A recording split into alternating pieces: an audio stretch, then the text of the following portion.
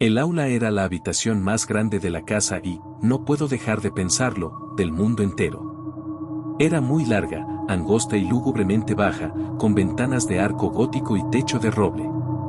En un ángulo remoto, que nos inspiraba espanto, había una división cuadrada de unos 8 o 10 pies, donde se hallaba el sanctum destinado a las oraciones de nuestro director, el reverendo Dr. Bransby. Era una sólida estructura, de maciza puerta.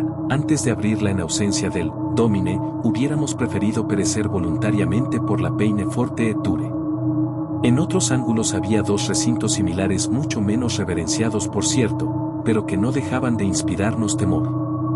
Uno de ellos contenía la cátedra del preceptor, clásico, y el otro la correspondiente a inglés y matemáticas. Dispersos en el salón, cruzándose y recruzándose en interminable irregularidad, veíanse innumerables bancos y pupitres, negros y viejos, carcomidos por el tiempo, cubiertos de libros harto ojeados. Y tan llenos de cicatrices de iniciales, nombres completos, figuras grotescas y otros múltiples esfuerzos del cortaplumas, que habían llegado a perder lo poco que podía quedarles de su forma original en lejanos días. Un gran balde de agua aparecía en un extremo del salón, y en el otro había un reloj de formidables dimensiones. Encerrado por las macizas paredes de tan venerable academia, pasé sin tedio ni disgusto los años del tercer lustro de mi vida. El fecundo cerebro de un niño no necesita de los sucesos del mundo exterior para ocuparlo o divertirlo. Y la monotonía aparentemente lúgubre de la escuela estaba llena de excitaciones más intensas que las que mi juventud extrajo de la lujuria o mi virilidad del crimen. Sin embargo, debo creer que el comienzo de mi desarrollo mental salió ya de lo común y tuvo incluso mucho de exagerado. En general, los hombres de edad madura no guardan un recuerdo definido de los acontecimientos de la infancia. Todo es como una sombra gris, una remembranza débil e irregular, una evocación indistinta de pequeños placeres y fantasmagóricos dolores. Pero en mi caso no ocurre así. En la infancia debo de haber sentido con todas las energías de un hombre lo que ahora hallo estampado en mi memoria con imágenes tan vívidas, tan profundas y tan duraderas como los exergos de las medallas cartaginesas. Y sin embargo, desde un punto de vista mundano, que poco había allí para recordar. Despertarse por la mañana, volver a la cama por la noche, los estudios, las recitaciones, las vacaciones periódicas, los paseos, el campo de juegos, con sus querellas, sus pasatiempos, sus intrigas. Todo eso, por obra de un hechizo mental totalmente olvidado más tarde, llegaba a contener un mundo de sensaciones, de apasionantes incidentes, un universo de variada emoción, lleno de las más apasionadas e incitantes excitaciones. Oh, le bon temps, que c'est siècle différent. El ardor, el entusiasmo y lo imperioso de mi naturaleza no tardaron en destacarme entre mis condiscípulos. Y por una suave pero natural gradación fui ganando ascendencia sobre todos los que no me superaban demasiado en edad, sobre todos, con una sola excepción. Se trataba de un alumno que, sin ser pariente mío, tenía mi mismo nombre y apellido, circunstancia poco notable, ya que, a pesar de mi ascendencia noble, mi apellido era uno de esos que, desde tiempos inmemoriales, parecen ser propiedad común de la multitud. En este relato me he designado a mí mismo como William Wilson, nombre ficticio, pero no muy distinto del verdadero. Solo mi tocayo, entre los que formaban, según la fraseología escolar, nuestro grupo, osaba competir conmigo en los estudios, en los deportes y querellas del recreo. Rehusando creer ciegamente mis afirmaciones y someterse a mi voluntad, en una palabra, pretendía oponerse a mi arbitrario dominio en todos los sentidos.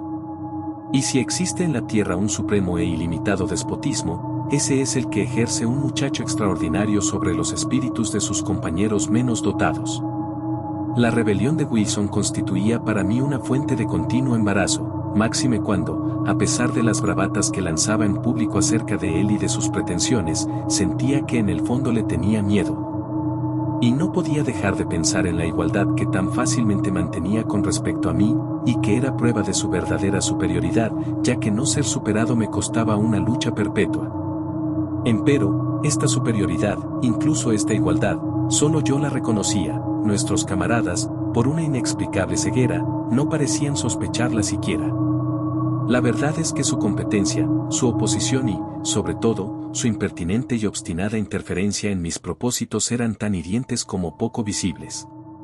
Wilson parecía tan exento de la ambición que espolea como de la apasionada energía que me permitía brillar.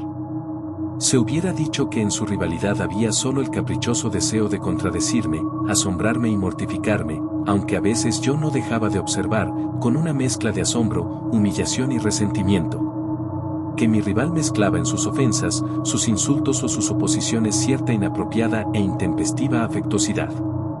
Solo alcanzaba a explicarme semejante conducta como el producto de una consumada suficiencia, que adoptaba el tono vulgar del patronazgo y la protección. Quizá fuera este último rasgo en la conducta de Wilson, conjuntamente con la identidad de nuestros nombres y la mera coincidencia de haber ingresado en la escuela el mismo día, lo que dio origen a la convicción de que éramos hermanos, cosa que creían todos los alumnos de las clases superiores. Estos últimos no suelen informarse en detalle de las cuestiones concernientes a los alumnos menores. Ya he dicho, o debí decir, que Wilson no estaba emparentado ni en el grado más remoto con mi familia. Pero la verdad es que, de haber sido hermanos, hubiésemos sido gemelos, ya que después de salir de la academia del Dr. Bransby supe por casualidad que mi tocayo había nacido el 19 de enero de 1813. Y la coincidencia es bien notable, pues se trata precisamente del día de mi nacimiento. Podrá parecer extraño que, a pesar de la continua inquietud que me ocasionaba la rivalidad de Wilson y su intolerable espíritu de contradicción, me resultara imposible odiarlo. Es cierto que casi diariamente teníamos una querella, al fin de la cual, mientras me cedía públicamente la palma de la victoria, Wilson se las arreglaba de alguna manera para darme a entender que era él quien la había merecido, pero, no obstante eso, mi orgullo y una gran dignidad de su parte nos mantenía en lo que se da en llamar buenas relaciones. A la vez que diversas coincidencias en nuestros caracteres actuaban para despertar en mí un sentimiento que quizás solo nuestra posición impedía convertir en amistad. Me es muy difícil definir, e incluso describir, mis verdaderos sentimientos hacia Wilson. Constituían una mezcla heterogénea y abigarrada, algo de petulante animosidad que no llegaba al odio, algo de estima, aún más de respeto, mucho miedo y un mundo de inquieta curiosidad. Casi resulta superfluo agregar, para el moralista, que Wilson y yo éramos compañeros inseparables. No hay duda que lo anómalo de esta relación encaminaba todos mis ataques, que eran muchos, francos o encubiertos, por las vías de la burla o de la broma pesada, que lastiman bajo la apariencia de una diversión, en vez de convertirlos en franca y abierta hostilidad.